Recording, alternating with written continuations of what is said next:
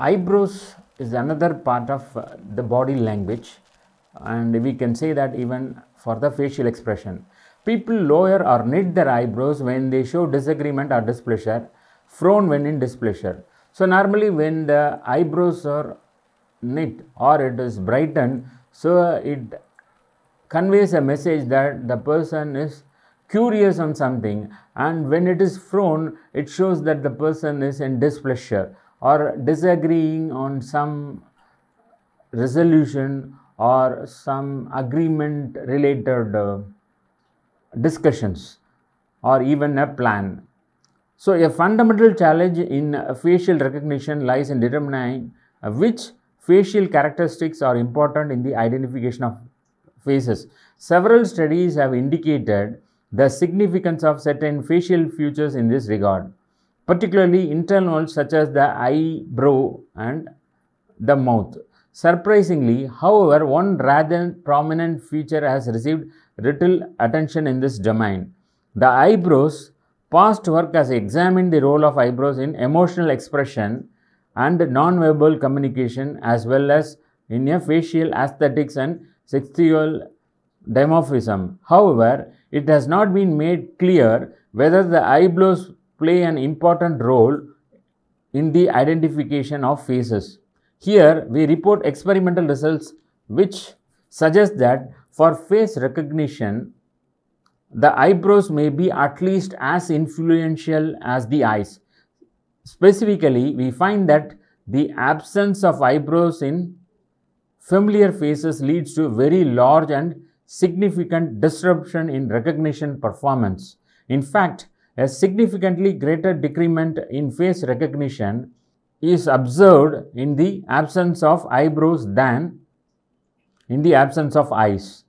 These results may have important implications for our understanding of the mechanisms of face recognition in humans, as well as its for development of artificial face-to-face recognition systems. Mouth as part of body language. When raised, the mouth communicates positive feelings, happiness, optimism. If kept straight, to conceal emotion, and turned down, to express sadness, confusion, dissatisfaction. So, the oral communication is possible only through the mouth, and the way it is expressed can really understand the state of mind. When it is expressed in a soft mode, it shows the pleasant approach or the positive attitude of the individual. When it is addressed in a harsh manner, it tries to express the state of, not only the state of mind, but also the prevailing conditions and what is expected from other person or persons. So normally mouth is being used as a body language in many occasions, whether it is a public meeting or a gathering, so where some important information to be passed on. Though written communication plays a major role for revisit, oral communication stresses the importance of highlighting certain points, which is very much required for conveying or the target to be achieved or the expected result to be achieved.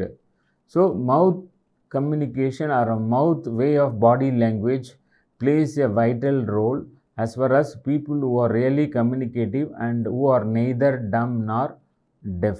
So, for them, it is the important tool as far as the body structure is concerned, which can express so many things in different ways to make the other person understand. And the most importantly, language is the one which plays a major role as far as the mouth is concerned. Next part of mouth is the lips. When one does not utter a word, lips can be eloquent because silent lips express a wide range of emotions from smile to frown. That is, the lips also carries the smile and sometimes the other way. So, tight-lipped can express the person's calmness or maybe the unhappiness of the situation, but at the same time lips can carry the symbol or sign of grudging, where the person is trying to show the anger, and biting the teeth also conveys the message through lips of an unhappy situation. Next, throat. When the Adam's apple jump unconsciously signals anxiety, embarrassment, or stress. So even throat plays a major role as far as the body language is concerned, and the way the throat being used for voice modulation or uttering words with a high tone or low tone helps or makes the situation to be understandable. Next, the eyes. The eyes can be steely, knowing, mocking, piercing, shifty. They can level a burning glance or a cold glance or a hurt glance, or again can be wise, knowing, inviting, scary, disinterested, and so on. Pupils dilate when a person is interested. We gaze in order to perceive the expression of others. We look straight in the eye to get attention. Much of our face-to-face time with people is spent looking at their faces. The signals they send out with their eyes play a vital part in revealing their thoughts and attitudes. In fact, of all our body language signals, the eyes reveal our thoughts and emotions most accurately. They are placed in the strongest focal position on the body, and because the pupils respond unconsciously to stimuli, the artificially manipulated or controlled situation. Your eyes are the gateway to the soul and reflect what is going on inside of you. They are also the means of seeing what is going on inside of someone else. When people meet for the first time, they make a series of quick judgments about each other based largely on what they see. Communication through our eyes is most assuredly a two-way street in our complex society. We are interdependent on one another. Eye contact helps regulate conversation. Some people instinctively know how to use their eyes to their own advantage to garner sympathy, convey sexual interest, or to deliver the message. Stay away with practice. Your eyes can speak the messages you dare not say aloud. We look out the role that eyes play in communicating your feelings and intentions. Over the course of your life, you discover how to use your eyes to command attention, display interest, show disapproval, create intimate feelings, and demonstrate dominance. Here, we will examine how to read the eye signals that give you. Establishing and maintaining eye contact comfortably with another person can be the basis for successful communication, giving you and the person you are communicating with a feeling of well-being and trust. Sometimes eye contact can be uncomfortable, though, such as when the other person seems dishonest, untrustworthy, or angry. Whether the interaction is comfortable or not has to do in part with the way that a person looks or doesn't look at you. The intensity and length of time she holds your eye influences the meaning of the gaze.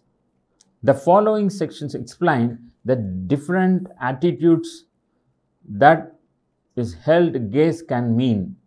When a person holds your gaze, he or she is telling you one of two things. They find you attractive or interesting, or they may be feeling some anger or hostility towards you for whatever reason, and we are offering you a non-verbal challenge.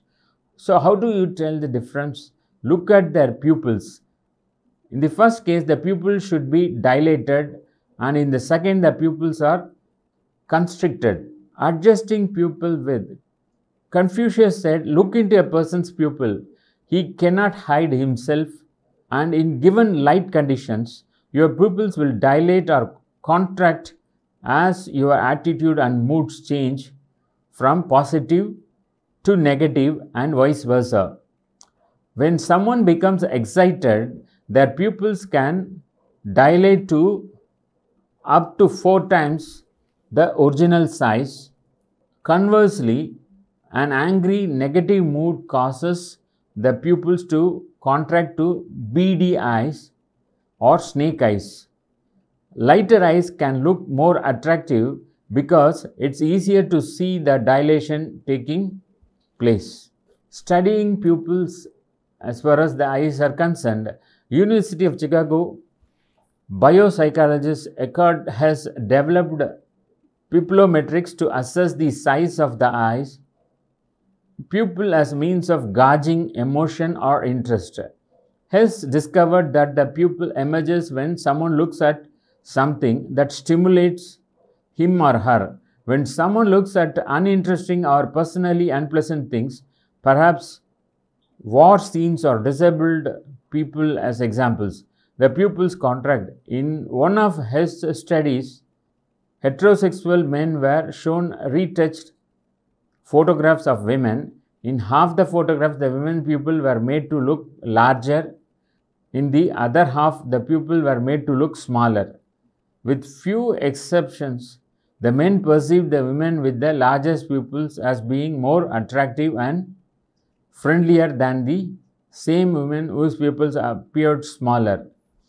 When asked why the men were unable to give an answer, none of the men remarked on the difference in the size of the pupils. Retouching photographs of male and female models for print advertisements is common practice. The pupils are enlarged to make the models more attractive and alluring. Sales of manufactured goods measurably increase, whereas close-ups of the face are used to promote merchandise, especially in the worlds of fashion, cosmetics, and hair products. Interestingly, Hess also found that increase in pupil size are positively correlated with problem-solving mental activity, dilating to maximum size when a person has arrived at a problem of solution. The eyes are key signal in courtship, and the purpose of eye makeup is to emphasize eye display. If a woman is attracted to a man, her pupils will automatically dilate and he is likely to correctly decode this signal subconsciously without knowing it. This is why romantic encounters are most successful in dimly lit places, because everyone's pupils dilate and create the impression that couples are interested in each other.